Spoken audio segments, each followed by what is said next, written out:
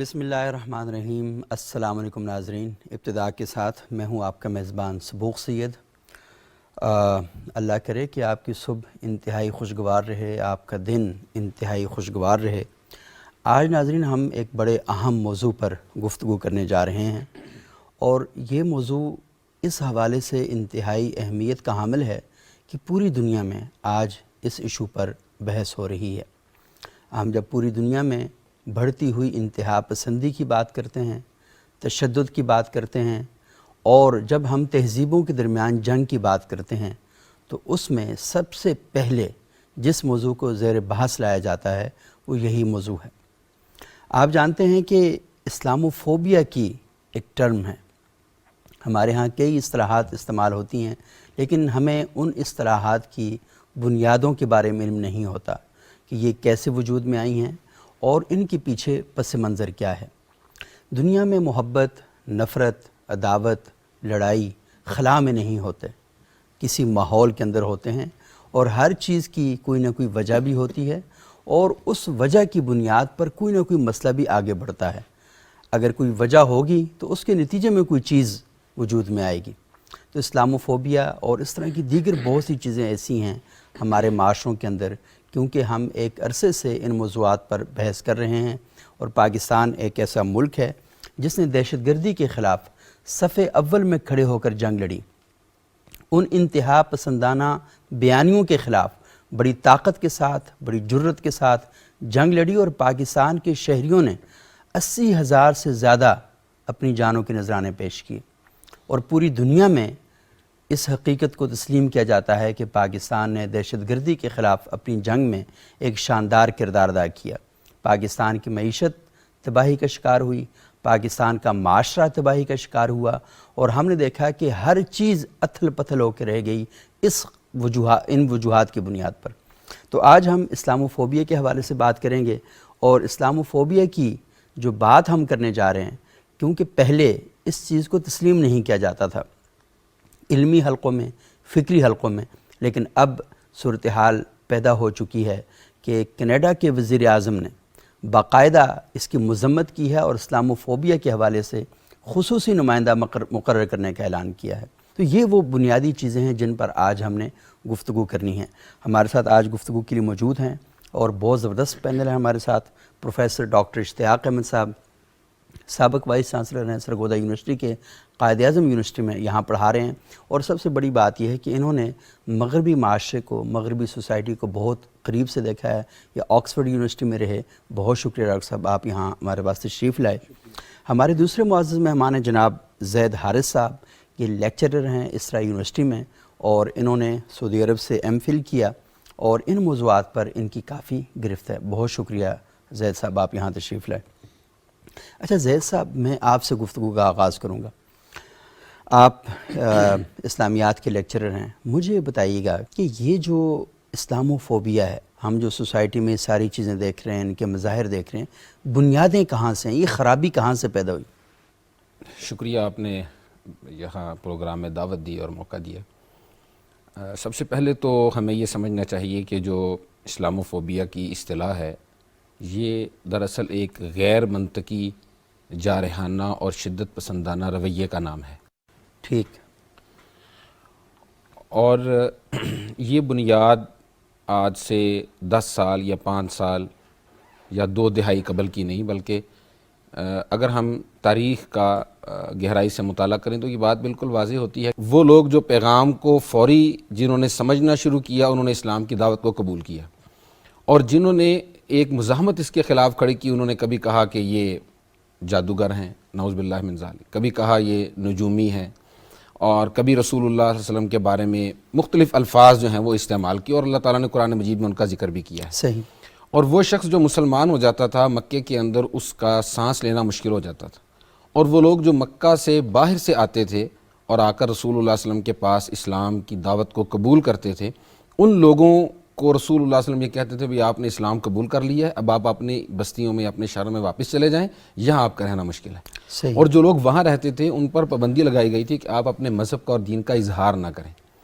تو یہ بات ہمیں بالکل واضح نظر آتی ہے کہ یہ اسلام کے بارے میں جو رویہ ہے یہ آج کا یا کل کا نہیں ہے، یہ رویہ مختلف ناموں کے مطلب ساتھ اسلام کے آنے کے ساتھ ہی یہ شروع ہو گیا، یہ رویہ شروع ہو گیا تھا۔ صحیح۔ اچھا ڈاکٹر صاحب مجھے بتائیے گا کہ یہ تو خیر اس کا ایک تاریخی پس منظر ہے، لیکن آج کل کے دور میں ہم دیکھ رہے ہیں کہ ایک بڑی شدت آئی ہے، اور ہم یہ دیکھ رہے ہیں کہ اس شدت کی وجوہات بھی بیان کی جا رہی ہیں، اور یہ کہا جا رہا ہے کہ دنیا کے اندر جب آپ اپنی فکر کو، اپنے عقیدے کو، اپنے نظریے کو مسلط کرنے کی کوششیں کرتے ہیں تو اس کے نتائج میں پھر دونوں طرف سے، مطلب تالی ایک ہاتھ سے نہیں بچی، دونوں طرف سے کوئی نہ کوئی پرابلم ہوتا ہے۔ تو آپ خود لندن میں رہے، کئی ملکوں میں آپ نے پڑھایا، تو کیا وجوہات کیا بیان کی جاتی ہیں اور یہ کیوں اتنا زیادہ یہ چیز آگے بڑھ چکی ہے؟ دیکھیں یہ جو مسئلہ ہے نا یہ دونوں اطراف کا ہے جیسے آپ نے کہا، صحیح۔ اور اگر آپ ہسٹوریکلی بھی دیکھیں تو جب اسلامک سویلائزیشن ڈکلائن کی ہے تو ہمیں یہ انویسٹیگیٹ کرنا چاہیے تھا کہ اس کے ڈکلائن کی ریزنز انٹرنل ہیں یا ایکسٹرنل ہیں۔ صحیح۔ لیکن ہم نے مدعا جو ہے وہ منگول انویژن پہ، برننگ آف لائبریریز کے اوپر، یہ نہیں ہم نے دیکھا کہ 400-500 سال ہم بالکل علم کی پیک پہ رہے، اس کے ڈکلائن جو ہے وہ موسٹلی انٹرنل تھا۔ صحیح۔ اگلے پھر 1000 سال جو ہے وہ اسی طرح رہا کہ وہ ایڈورڈ سعید نے پھر وہ ٹرمینالوجی نکالی اورینٹلزم کی۔ صحیح۔ وہ بیسیکلی کلونیل برٹش یا یورپین کلونیلزم کے درمیان ان کی ایک نوشن تھی وائٹ مینز برڈن، صحیح۔ کہ کرسچین جو سویلائزیشن ہے یہ سپیریئر ہے، اسی لیے اس کو رائٹ بنتا ہے کہ جا کے سویلائز کرے مختلف علاقوں کے اندر۔ اور یہ اسلاموفوبیا کا جو یعنی ایٹ لیسٹ ریسنٹ ہسٹری کے اندر اورینٹلزم کا آپ اس کو ایک ڈسکرپشن دے سکتے ہیں، لیکن یہ مطلب، اس کا یہ مطلب نہیں ہے کہ پچھلے 1000 سال کے اندر ہم نے کوئی کسر نہیں چھوڑی۔ صحیح۔ دوسرے مذاہب کے لوگوں کو اسی طرح ریسزم، ایک ان کے بارے میں ریسسٹ آئیڈیاز رکھنے میں، اگر ہم مثلاً 4 دہائی پہلے ہوتے تو Islamophobia at least contemporary history میں نظر نہیں آتا۔ صحیح۔ کیونکہ جوڈو کرسچن سویلائزیشن کے ساتھ اسلامک سویلائزیشن ساتھ لڑ رہی تھی ایک ہی پلیٹ فارم پہ۔ صحیح۔ تو جو کیپٹلزم کے ساتھ گرین کا کنیکشن تھا، کیونکہ کمیونسٹ سوویت یونین کے ساتھ مقابلہ تھا۔ ٹھیک۔ یہ جو تھیسز آتا ہے یہ بیسیکلی سوویت کمیونزم کے ڈکلائن کے ساتھ لیٹ 80s یا ارلی 90s کے اندر ایک کلیش آف سویلائزیشنز کا ہنٹنگٹن نے آئیڈیا فلوٹ کیا کہ کچھ جو سویلائزیشنز ہیں انکلوڈنگ کنفیوشن اور اسلامک، یہ آپس میں ان کا الائنس بنے گا against western Judeo Christian civilisation. اور ایونچول کانٹیسٹ اس نے یہ کیا کہ آئندہ اس کے اوپر خاص طور پہ civilisation rooted in religion, different religious philosophies, اس سے آپ کو پتہ ہے پھر آگے ڈیبیٹ چلتی ہے ایک دہائی کے بعد۔ اور ساتھ میں جو افغانستان کی پیکیولر سرکمسٹانسز سے وہاں سے القاعدہ ایمرج کرتی ہے، پھر 9/11 ہوتا ہے، اور پھر آپ اور ہمارے سامنے ہوا ہے کہ 20 سال میں کیا میہم اور ٹریجڈی ہوئی ہے۔ اس کانٹیکسٹ کے اندر جو اسلاموفوبیا ہے خاص طور پہ یورپ کے اندر وہ ایمرج کرتا ہے۔ صحیح۔ کیونکہ نارتھ امریکن کانٹیکسٹ ڈیفرنٹ ہے، وہاں سے چونکہ یورپ سے پہلے مائیگریٹ کر کے لوگ گئے تھے اور یہ نئی کنٹریز کریٹ ہوئے تھے۔ یورپ میں ایک اولڈ نیشنلزمز کے اوپر single race, blood and historical ties, اس کے اوپر بیسڈ کنٹریز ہیں ٹریڈیشنل نیشنلزم کے اوپر۔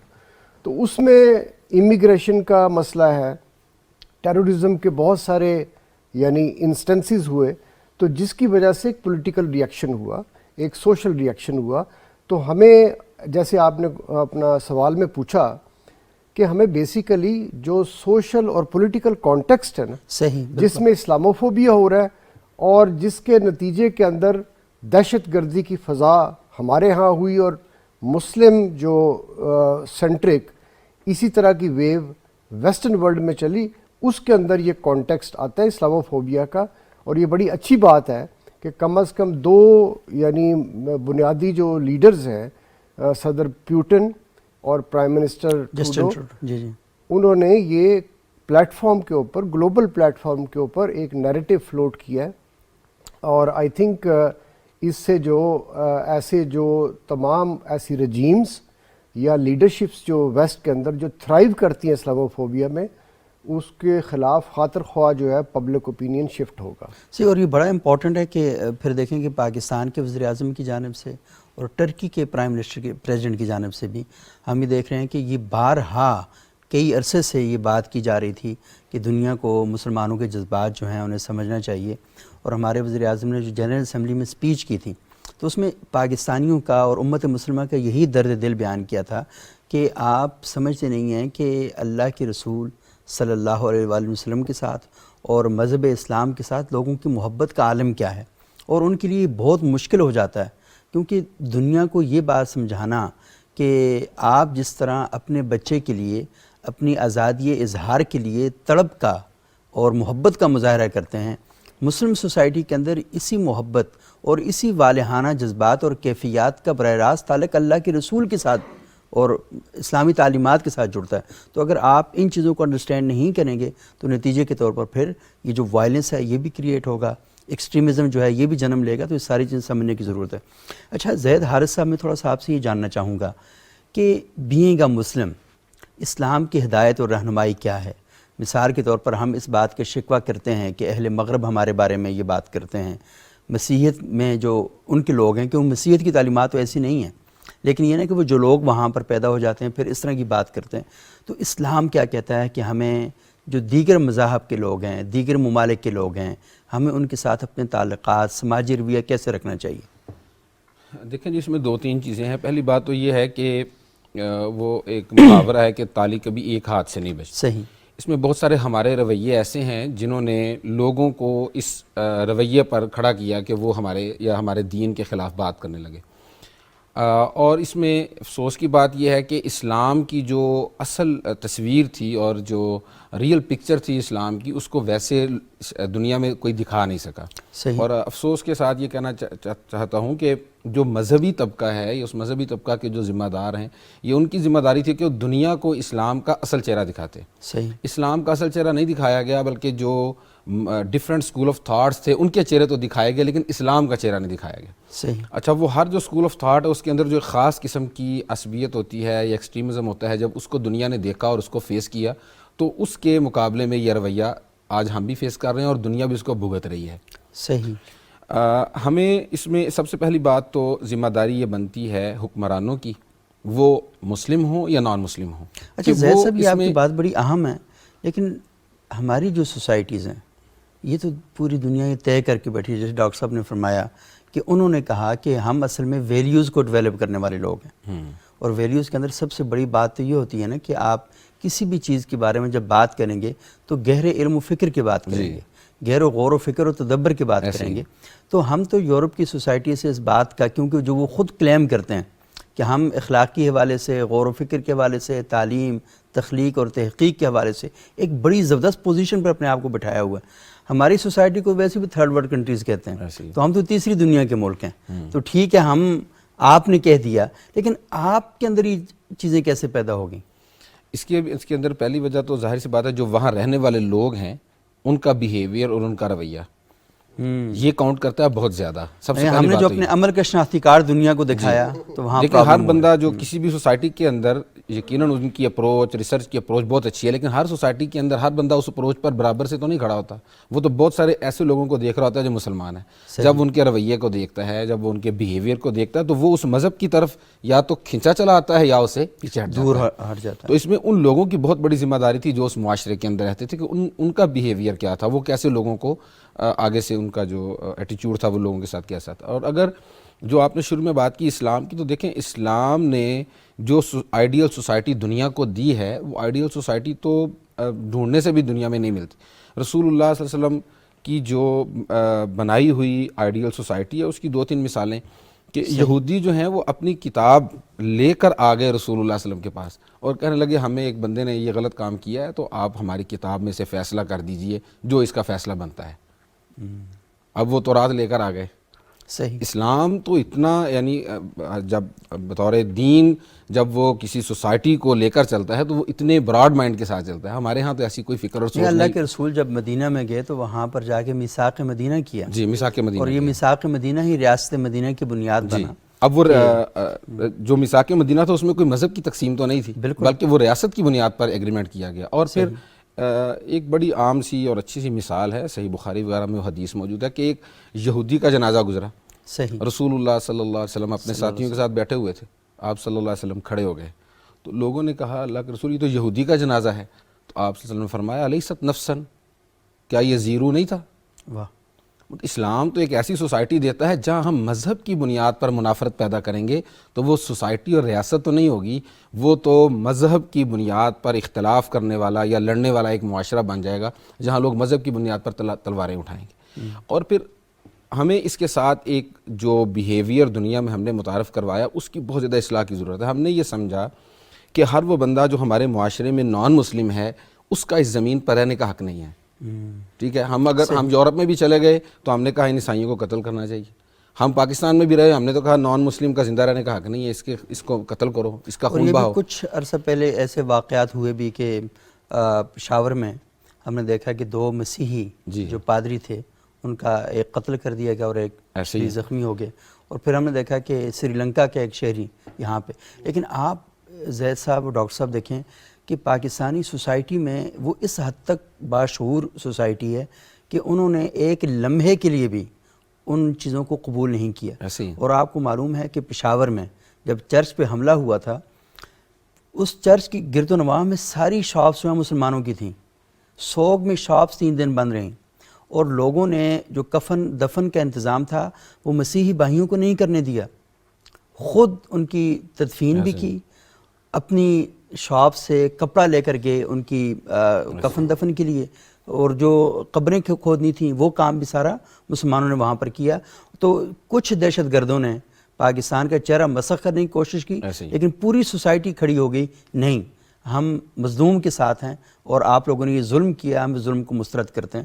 اور پھر آپ نے پشاور الواقع میں پچھلے ہفتے دیکھا ہوگا کہ علماء کرام کا ایک وفد چرچ کے اندر گیا، انہوں نے وہاں پر نماز ادا کی، اور نماز ادا کرنے کے بعد جو پاکستان کے وزیر اعظم کے معاون ہیں خصوصی حافظ طاہر اشرفی صاحب، انہوں نے ان کو دعوت دی کہ آپ بحریہ ٹاؤن کی مسجد میں آئیں اور یہاں پر آ کر ہمارے ساتھ عبادت کریں، کیونکہ جب اللہ کے رسول نے نجران کے مسیحوں کو دعوت دی تھی اور ان کو وہاں بٹھایا تھا، تو میرا خیال یہ ہے کہ ایک تو آپ اس بات کا شکوہ کریں نا کہ یورپ کے لوگ جو شناختی کارڈ لیے پھرتے ہیں مذہب اور عقیدے کا، لیکن پاکستان سے جو پوری دنیا کے لیے میسج آ رہا ہے وہ بہت اچھا ہے، وہ ماشاءاللہ بہت اچھا شاندار میسج ہے۔ اور ہے۔ اس پر حافظ طاہر اشرفی صاحب نے جو لاسٹ ٹائم اور اس سے پہلے بھی پچھلے 3-4 ماہ کے اندر مختلف جب انسیڈنٹس ہوئے پاکستان کے اندر، تو جو پاکستان کا یا ریاست کا جو نیریٹو پیش کیا اور دنیا کے سامنے واضح کیا اور علماء نے مشترکہ پریس کانفرنس کی، اس سے پاکستان تمام مکاتب فقہ علماء کرام آئے تھے اور ان سب نے مذمت کی اس واقعے کی۔ ایک ریاست کے طور پر پاکستان کا ایک اچھا امیج گیا کہ ہم قطعاً ایسی ریاست نہیں ہے جو مذہب کی بنیاد پر منافرت یا مذہب کی بنیاد پر ایک دوسرے کے قتل و غارت کے قائل ہیں، بلکہ یہ ایک ایسی ریاست ہے جہاں ہم ہر انسان کو بلکہ ہر زیرو چیز کو زندہ رہنے کا حق دیتے ہیں۔ اور دراصل اسلام کا یہ جو جیسے میں نے پہلے گزارش کی، یہ چہرہ جو دنیا کے اندر کچھ لوگوں نے بنا دیا اور پھر اس کی وجہ سے اسلاموفوبیا کو بہت زیادہ ہوا ملی کہ غیر مسلموں کو زندہ رہنے کا حق نہیں ہے، عیسائیوں کو مار دو، یہودیوں کو مار دو، فلاں ہندوؤں کو مار دو، اس کو مار دو۔ اور ہم یورپ کے اندر بھی دیکھتے ہیں کہ وہاں پر بھی وہ جو سفید چمڑی کی بالادستی کا خواب لیے ہوئے بیٹھے ہیں، تو وہ بھی کیا کرتے ہیں کہ وہاں پہ بلیک کو کیسے، اب دیکھیں نا بلیک لائیوز میٹر پوری پچھلے سال امریکہ کے اندر موومنٹ چلی، اور ہم نے دیکھا کہ ان لوگوں نے ان لوگوں کو ہیرو بنایا ہوا تھا کہ جنہوں نے انسانوں کو غلامی میں جکڑا، جن لوگوں نے ان لوگوں پر تشدد کیا، ظلم کیا، اور ان کے مجسمے لگائے ہوئے تھے۔ ہم تو اسلامی دنیا کے اندر یہ سوچ بھی نہیں سکتے کہ کسی شخص نے غلامی کو سپورٹ کیا ہو اور اس کے مجسمے نصب کیے جائیں۔ ہمارے ہاں تو آزادی فکر اور آزادی حریت والے لوگ جو ہیں وہ ہیرو بنتے ہیں، لیکن ہم نے وہاں پر دیکھا کہ وہ تھے، اور پچھلے سال وہ سارے مجسمے گرائے گئے، مطلب ان کے ہیرو بن کے بیٹھے ہوئے تھے۔ اور یہ بڑی اہم ڈیبیٹ ہے، میرا خیال ہے کہ ہم مقابلہ کرنے کے بجائے اعلیٰ انسانی اقدار اور اعلیٰ انسانی جو شرف ہے اس کے اوپر ہم نے دنیا کو لے کر جانا ہے، اور یہ بڑی اہم ڈیبیٹ ہے۔ ناظرین ایک وقفہ لیتے ہیں، وقفے کے بعد دوبارہ آپ کی خدمت میں حاضر ہوتے ہیں۔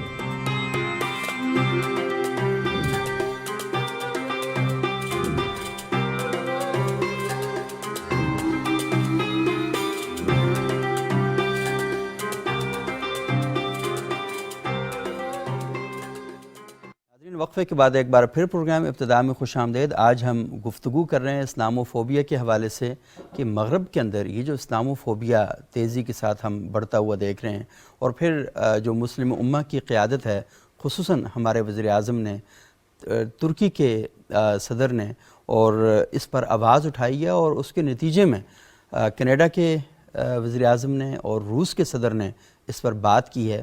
تو میرا خیال یہ ہے کہ پوری دنیا کے اندر ایک برننگ ایشو, ایک ہاٹ ایشو جو ہے وہ بنتا جا رہا ہے کہ ہمارے جو معاشرے ہیں وہ کس طریقے سے انہیں تباہ کرنے کی کوششیں کی جا رہی ہیں, اور وہاں پر جو امن کی بات ہے, رواداری کی بات ہے, اسے کس طریقے سے تباہ کیا جا رہا ہے. تو آج ہم اسی موضوع پر گفتگو کر رہے ہیں. ہمارے ساتھ پروفیسر ڈاکٹر اشتیاق احمد صاحب اور زید حارث صاحب موجود ہیں. ڈاکٹر صاحب, آپ نے اپنی گفتگو کے پہلے حصے میں بہت زبردست پوائنٹ پیش کیے تھے کہ صرف ایک ہی وجہ نہیں ہے, اس کے پیچھے پولیٹیکل کاز بھی بہت زیادہ ہیں, پولیٹیکل موٹیو بہت زیادہ ہیں, اور مذہب کی لڑائی سے زیادہ اس لڑائی میں بہت سے اور عوامل اور عناصر ہیں جن کا بہت زیادہ ہاتھ ہے. کیونکہ بہت سادہ لوگ جو ہیں وہ میری گفتگو سن لی, آپ کی گفتگو سن لی, تو شاید اس کا شکار تو بن جاتے ہیں, لیکن غور و فکر رکھنے والے لوگ وہ کم از کم ان چیزوں کے پیچھے نہیں آتے. تو آپ کیا سمجھتے ہیں ڈاکٹر صاحب کہ یہ جو انوائرمنٹ اس وقت پوری دنیا کے اندر بنائی جا رہی ہے, پورا ایک ایشو ہے, کیونکہ ہر 10 سال بعد کوئی نہ کوئی نیا پنگا جسے کہتے ہیں نا, وہ کھڑا ہو جاتا ہے اور پوری دنیا اس کا شکار ہو جاتی ہے. آپ کیا سمجھتے ہیں کہ اس سے نبرد آزما ہونے کے لیے, اس کا کاؤنٹر کرنے کے لیے کیا حکمت عملی اختیار کی جانی چاہیے؟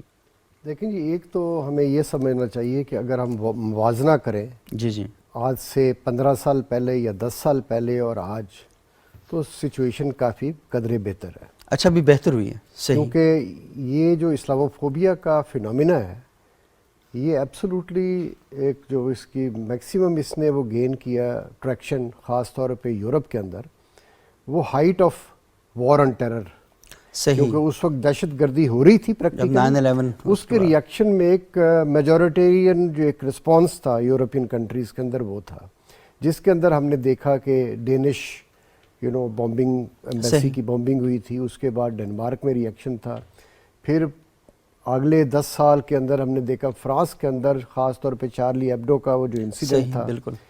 تو ایک ٹٹ فار ٹیٹ کا سچویشن تھی, جو میجورٹی جو یعنی لوکل پبلک, اس سے ریئیکشن آتا تھا ان رسپانس ٹو دہشت گردی کا واقعہ جس میں کوئی نہ کوئی مسلمان انوالو ہوتا تھا. اب ظاہر ہے کہ اس کا ایک broader geopolitical global regional context ہے جس میں یہ ساری چیزیں ہو رہی تھیں. ہم نے یہ دیکھا ہے کہ اوور ٹائم خاص طور پہ القاعدہ اور یہ داعش کی یعنی جو ڈیفیٹ ہوئی ہے to a large extent Middle East کے اندر, افغانستان میں, اس کے بعد اس کے اندر تھوڑی سی ریسیشن آ گئی ہے. تو ہم یعنی ایکسپیکٹ کر سکتے ہیں کہ آئندہ اگر ہم جو کاوش ہے بین الاقوامی کمیونٹی کی کہ اس کے جو روٹ کازز ہیں اس کو کسی نہ کسی طرح حل کیا جائے, تاکہ یہ دہشت گردی کی ویو جو ہے یہ ایک اپنا تھنگ آف دا پاسٹ ہو. 2 چیزیں سبوک میں, چونکہ یہ اپنا انتہائی اہم ٹاپک ہے, صحیح, اس میں ایک تو جو حافظ صاحب نے پہلے ارشاد فرمایا, انہوں نے رسپانسبلٹی کی بات بھی کی. مطلب اس میں اندر محسوس ایسا ہوتا ہے کہ خاص طور پہ جو مسلم کمیونٹیز کا جو مسئلہ ہے, صحیح, کہ ہمارے ہاں جو ایک بہت وسیع گیپ ہے بٹوین بلیفس اینڈ پریکٹسز, کہ تھیری کے اندر تو اسلام پیسفل ہے, صحیح, لیکن وائی از اٹ کہ جو مسلم پریکٹس کے اندر وائلنس ہے, یہ گیپ کیوں ہے؟ یہ تو ہمیں خود سوچنا چاہیے نا. تو ہم کہتے کچھ ہیں, کرتے کچھ ہیں. جو کنڈکٹ ہے وہ ڈیفائی کرتا ہے جو ایک theoretical conceptual philosophical frame work ہے ریلیجیس کانٹیکسٹ کے اندر. سیکنڈ, ہمیں یعنی یہ بھی سمجھنا چاہیے کہ اوور ٹائم یعنی ایفرٹس بڑی سیریسلی ہوئی ہیں, خاص طور پہ جو ادر فارمز آف فوبیاز جو تھے ریلیجن کے بارے میں, خاص طور پہ اینٹی سیمیٹزم. صحیح, ٹھیک ہے. اب ایک ٹائم تھا کہ یورپ کے اندر بھی لوگ کھلا بول دیتے تھے کہ ہولوکاسٹ ہوا ہی نہیں ہوا سیکنڈ ورلڈ وار میں. So there was a denial, anti Jewish sentiments تھے. تو یورپ نے لیجسلیٹ کیا, نارتھ امریکن گورنمنٹس میں لیجسلیٹ کیا. تو پھر ظاہر ہے کہ آؤٹ آف فیئر آف جو لا کی گرفت تھی اس کی وجہ سے سوشل چینج بھی آئی. Of late I also believe کم از کم یورپ کے اندر یہ جو اینٹی مسلم سینٹیمنٹس یا ایک ریسسٹ ایکسپریشنز یا خاص طور پہ جو all other aspects of Islamophobia اس کے اندر بھی لیجسلیشن ہوئی ہے. اس لیے ہوئی ہے کہ وہاں پہ جو لوکل مسلم کمیونٹیز تھیں انہوں نے قانونی راستہ اختیار کیا. ہمارا آرگیومنٹ بھی آج سے 15-20 سال پہلے یہی تھا, اور اس کے اندر ایک اور ڈویلٹی یا پیراڈاکس میں پن پوائنٹ کروں گا, وہ یہ تھا کہ, اور آپ میرے خیال میں اس پہ مزید کیونکہ آپ کا اپنا بیک گراؤنڈ ہے, کہ اصل میں بات ہے ایک فریڈم ورسز رسپانسبلٹی کی. صحیح, بالکل. میرا پرسسٹنٹ آرگیومنٹ رہا ہے کہ بھی فریڈم ورسز رسپانسبلٹی کا جو رشتہ ہے, باہمی رشتہ ہے, وہ تمام ایشوز کے اوپر ریلیونٹ ہے. لیکن جب مذہب کا معاملہ ہے نا, چاہے وہ کرسچینٹی ہو, ریویلڈ فیتھس ہوں یا دوسرے مذاہب ہوں, صحیح, اس کے اندر ہمیں بہت احتیاط کرنی چاہیے. وہاں پہ رسپانسبلٹی جو ہے وہ سپرسیڈ کرتی ہے فریڈم کو.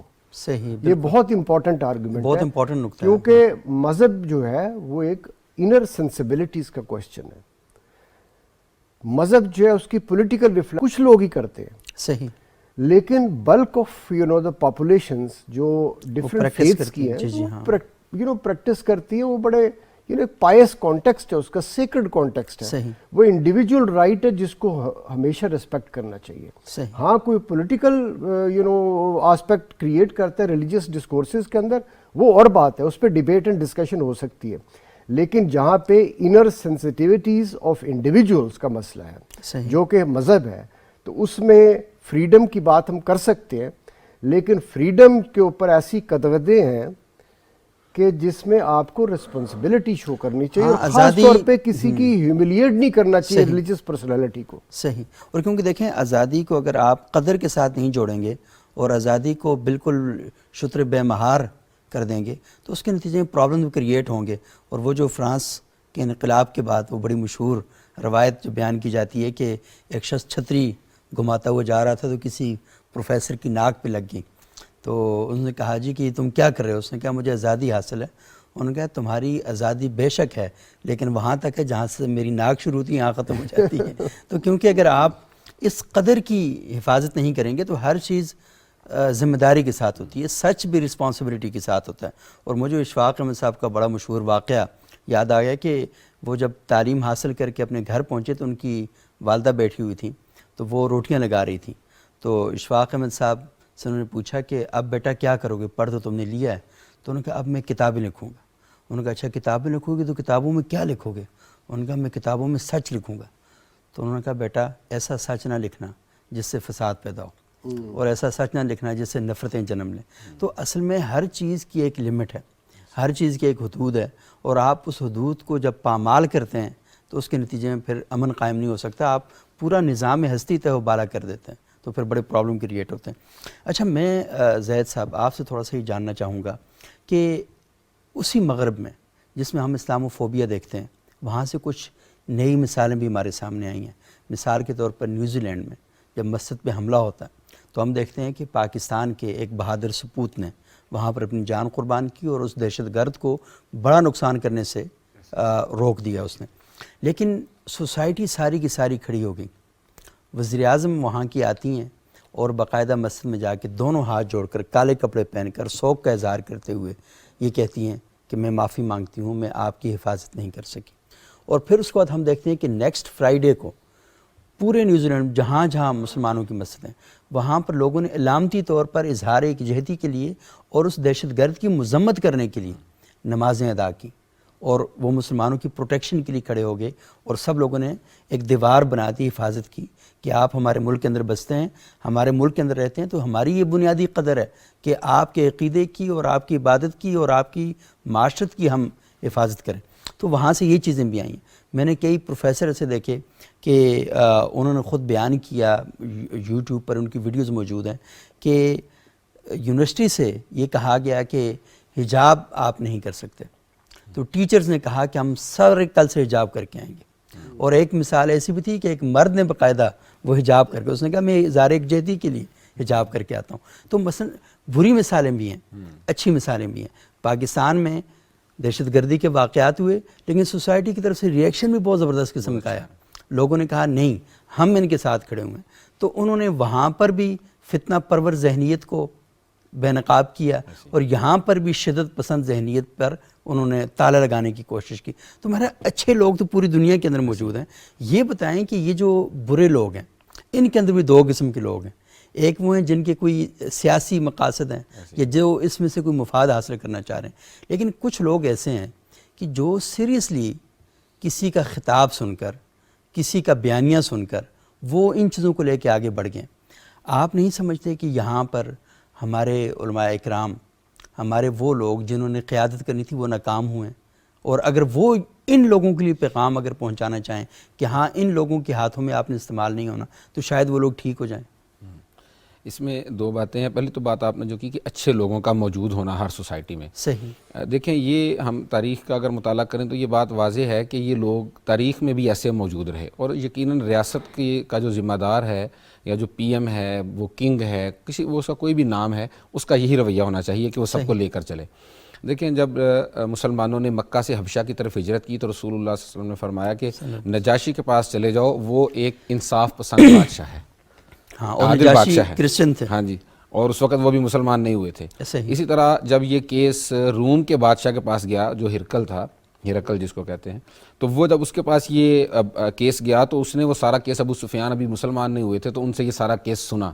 اچھا وہ جو نبی صلی اللہ علیہ وسلم جن کی تم بات کرتے ہو اور جن کے بندوں کے پیچھے تم پڑے ہو اور جن کو لینے آئے ہو اور فلاں فلاں، وہ کیسے ہیں؟ 8-10 سوال ہیں، ایک فرشتہ سوال کی. اور آخر میں اس نے کیا کہا؟ اس نے کہا یار جو باتیں آپ لوگ کرتے ہو ان کے بارے میں وہ تو اچھے لوگ ہی ہو سکتے ہیں، اور میں خود ان کی ملاقات کا شوق رکھتا ہوں. صحیح. تو اس کا مطلب ہے یہ مثالیں ہمیں تاریخ میں بھی ملتی ہیں، ایسے لوگ تاریخ میں موجود تھے، اور ریاست کے ذمہ دار کو ایسا ہی ہونا چاہیے. صحیح. دوسری بات یہ ہے کہ جو آپ نے سیاست کے حوالے سے بات کی تو یہ بات بالکل درست ہے کہ بہت ساری ایسی قوتیں موجود ہیں جو پاکستان دشمن قوتیں ہیں. وہ پاکستان دشمن قوتیں اپنے نیریٹیو کو مختلف شکلوں، رنگوں، نعروں کے ساتھ پاکستان میں لا کر پاکستان میں انتشار چاہتے ہیں، پاکستان کے امن کو خراب کرنا چاہتے ہیں. تو وہ دیکھتے ہیں کہ اس قوم کی نبض کہاں سے پکڑی جا سکتی ہے. یہ لوگ انتشار پھیلانا، کون سا ان کا ویک پوائنٹ ہے جہاں سے انتشار پھیلانا آسان ہے، صحیح. وہ اس ویک پوائنٹ کو ٹچ کرتے ہیں یا وہاں ایک تیلی لگاتے ہیں اور وہ ملک میں انتشار پھیلاتے ہیں اور پاکستان کی امیج کو خراب کرتے ہیں. اب ان کی جو وہ تیلی لگاتے ہیں یا جو ان کا نیریٹو ہے یا پاکستان کے انتشار کے لیے جب وہ ویک پوائنٹ جو ہمارا جب پکڑتے ہیں تو کچھ لوگ ہمارے استعمال ہوتے ہیں. ٹھیک ہے.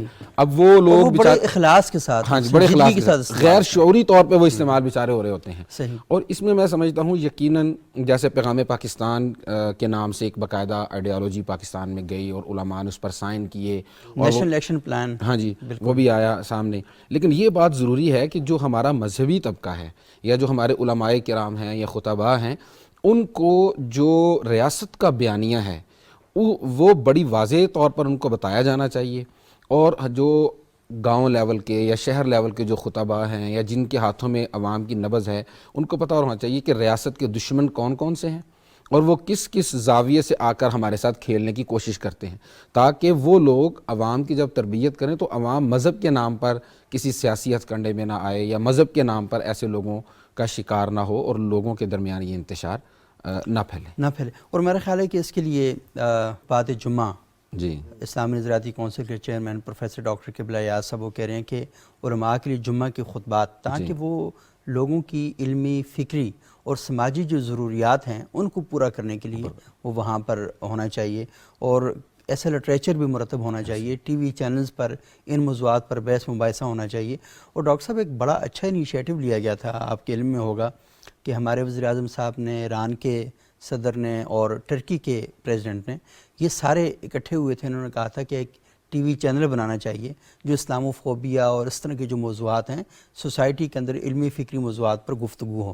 اور میرا خیال ہے کہ وہ بھی ایک بڑا شاندار آئیڈیا تھا، اس پر بھی کام ہونا چاہیے. اور جب یہ ساری چیزیں ہوں گی تو کم از کم یہ ہے کہ کہیں نہ کہیں آپ کو اپنے خیال کے اظہار کا موقع ملے گا.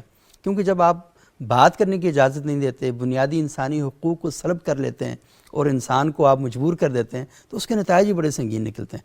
تو جو اس طرح کے آئیڈیاز ہیں وہ آپ کیا سمجھتے ہیں کہ کس حد تک ویلیوبل ہو سکتے ہیں اور کس حد تک ہم ان کے ذریعے رہنمائی حاصل کر سکتے ہیں؟ دیکھیں میرے خیال میں تو یہ ہے کہ جو مذہب کا رول ہے وہ انفرادی رول ہے. صحیح. ایک انسان کے ساتھ ایک بہت یعنی ایک اسپریچول کنیکشن ہے جو بڑا سیکرڈ ہے.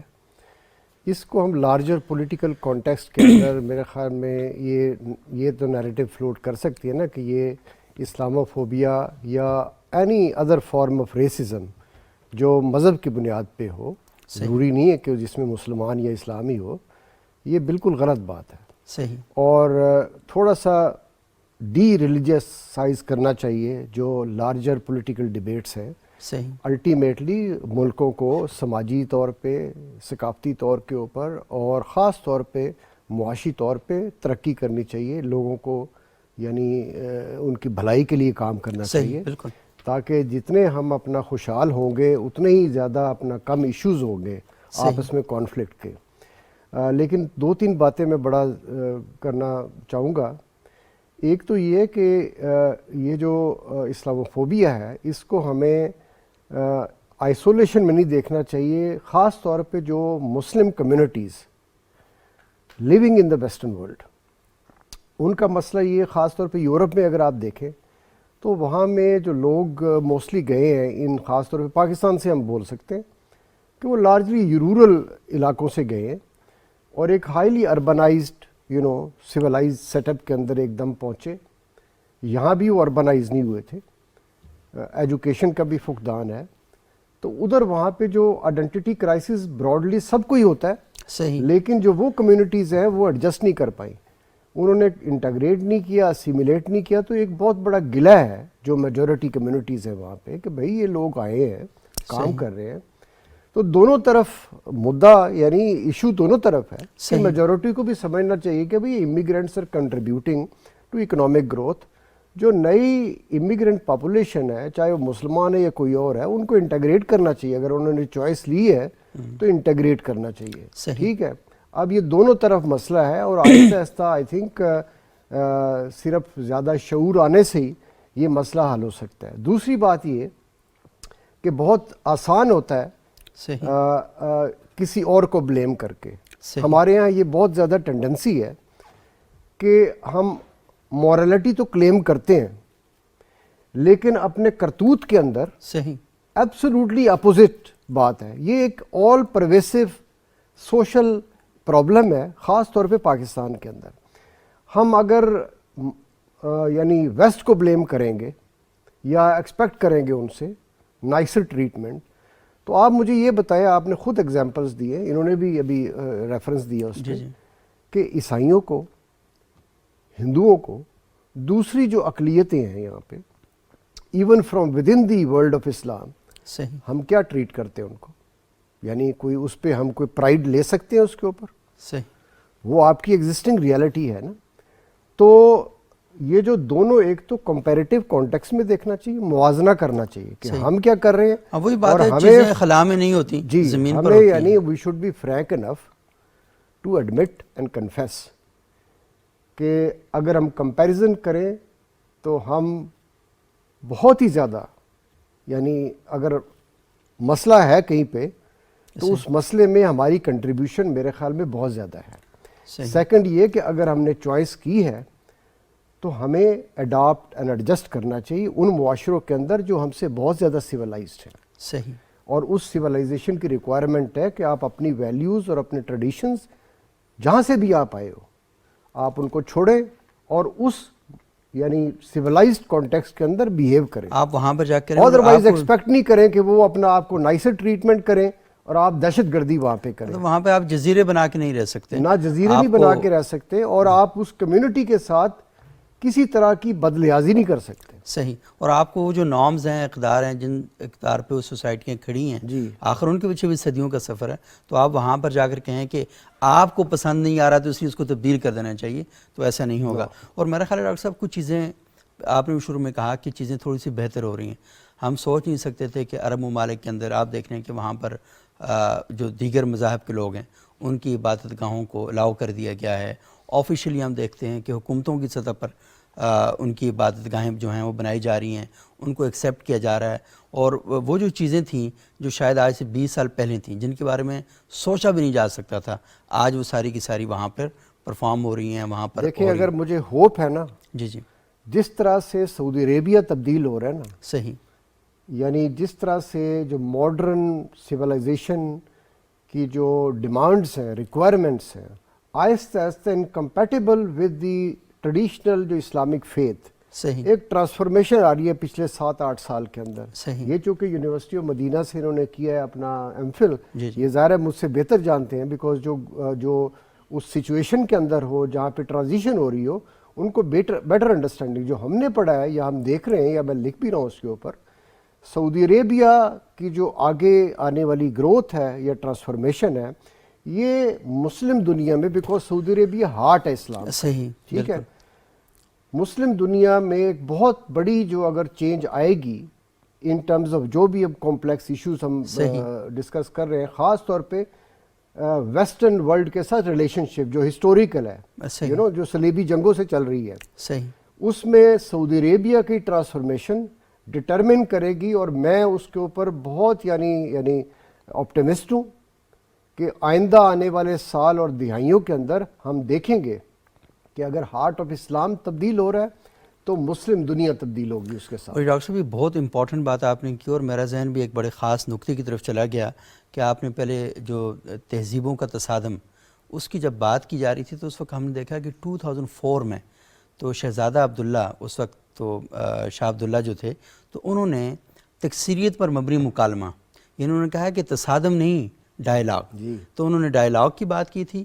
اور اس کے نتیجے میں میرا خیال ہے کہ پیرس کے اندر پہلی کانفرنس ہوئی تھی, اور پھر اس کے بعد وہ ایک سلسلہ شروع ہوا تھا کہ ہاں ہمیں آپس میں ڈائلاگ کرنا ہے, ہم نے تصادم نہیں کرنا. تو میرا خیال یہ ہے کہ یہ آپ نے بہت اچھا اشارہ دیا کہ یہ جو چیزیں جو کیونکہ ہارٹ ہے, وہ دل ہے, دھڑکتا ہے. دیکھو الٹیمیٹلی لیڈرشپ میٹرز. جی جی, لیڈرشپ میٹر کرتی ہے. محمد بن سلمان جو کراؤن پرنس ہیں اور ڈی فیکٹو لیڈر ہیں, وہ جو ڈائریکشن یا جس اس پہ اسپرٹ پہ کام کر رہے ہیں نا, وہ ہمارا فیوچر ڈٹرمن کرے گا مسلم دنیا کا. آپ یہ میری بات یاد رکھیے گا, یہ بہت اہم بات ہے, یہ بہت اہم بات ہے. اور اس کے جو اثرات ہیں وہ تھوڑے بہت سوسائٹیز کے اندر ہم دیکھ رہے ہیں کہ آنا بھی شروع ہو گئے. اچھا, میں زید صاحب آپ سے آخر میں بات کروں گا, کیونکہ ہم یہ دیکھ رہے ہیں کہ بعض اوقات یہ جو اسلاموفوبیا ہے, ہم یہ دیکھتے ہیں کہ دہشت گردی, اگر کوئی مسلمانوں کے اندر سے کوئی بندہ اٹھتا ہے اور اپنی تعبیر اور تشریح کو اٹھا کر وہ کوئی واقعہ کرتا ہے, تو کہا جاتا ہے کہ یہ مسلمان دہشت گرد ہے. لیکن یورپ کے اندر, امریکہ کے اندر, برطانیہ کے اندر جب اسی طرح کے کچھ واقعات ہوتے ہیں, تو ہمارا اعتراض یہ ہے کہ ان کو مذہب کے ساتھ نہیں جوڑا جاتا, ان کو فرد کے ساتھ جوڑا جاتا ہے, اور یہاں پر مذہب کے ساتھ جوڑ دیا جاتا ہے, کیونکہ ہمارے جو علماء ہیں وہ سارے کہتے ہیں کہ ان چیزوں کا اسلام سے کوئی تعلق نہیں. اس میں ایک بات تو یہ ہے کہ بہت سارے سیاسی عناصر ہیں, صحیح, جس کی بنیاد پر وہ یہ چاہتے ہیں کہ اسلام کا ایک ایسا چہرہ ہمیشہ دنیا کے اندر رکھا جائے کہ کبھی بھی یہ فرنٹ سیٹ پہ نہ آ سکیں, صحیح, یا یہ لیڈنگ پوزیشن میں نہ آ سکیں. ان کو ہمیشہ بیک فٹ پہ رکھنے کے لیے ان کا چہرہ ایسا رکھو کہ یہ کہ یار یہ لوگ آگے آئیں گے تو نقصان. میڈیا کا کردار بھی ہے, یقیناً میڈیا کا کردار بھی ہے اس میں, اور میڈیا کا کردار بہت اہم ہے. اور اب تو چونکہ میڈیا میں سوشل میڈیا کا انفلوئنس بہت زیادہ ہو گیا, اس لیے ہر بندہ ہی آزاد ہے اور وہ جو چاہے اس کی تشریح کرتا ہے. تو اس میں اور بہت زیادہ آزاد ہے. ہاں جی, سیاسی عناصر, ایک تو سیاسی عناصر ہیں, اور دوسری بات یہ میں سمجھتا ہوں جو پھر وہی بات جو میں نے سٹارٹ میں بھی کی تھی کہ اسلام کی جو تشریح جس انداز سے دنیا کی مختلف زبانوں میں ہونی چاہیے تھی ویسے نہیں ہوئی. اس پر جیسے ورک ہونا چاہیے تھا ویسے اس پر ورک نہیں ہوا.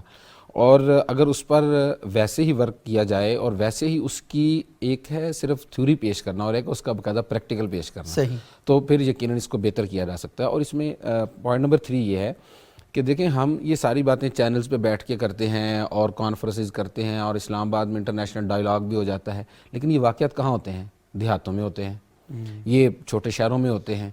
اچھا, اب ہم نے وہاں اس کی تربیت کے لیے یا چیزوں کے لیے کیا بندوبست کیا ہے؟ ہمیں چاہیے, یا ہمارے علماء کی یا مذہبی طبقے کی ذمہ داری ہے کہ اس ایریے میں جا کے جہاں یہ واقعات زیادہ ہوتے ہیں وہاں ڈائیلاگ کی سچویشن بنائی جائے, وہاں لوگوں کو جا کے اویئرنیس لوگوں کی جائے, اور اس لیول پر جو ہم رول پلے کر سکتے ہیں وہ رول ہمیں پلے کرنا چاہیے. اور آپس میں مختلف جو کمیونٹیز ہیں ان کا انٹریکشن ہونا چاہیے, اور یہ نہیں بتانا چاہیے کہ ہم اس کمیونٹی سے انٹریکٹ نہیں کریں گے, اس لیول پہ جا کے کرنا چاہیے اور کرنا چاہیے آپس میں. اور لاسٹ میں یہ بات کرنا چاہوں گا جو شاید اس لیے میں کر رہا ہوں کہ چونکہ ہم ایک سرکاری پلیٹ فارم پہ بیٹھے ہیں اور یہ پی ٹی وی پاکستان کا سرکاری چینل ہے, تو وہ یہ پاکستان کے شہریوں کے چینل ہے, پاکستان کے شہریوں کا چینل ہے.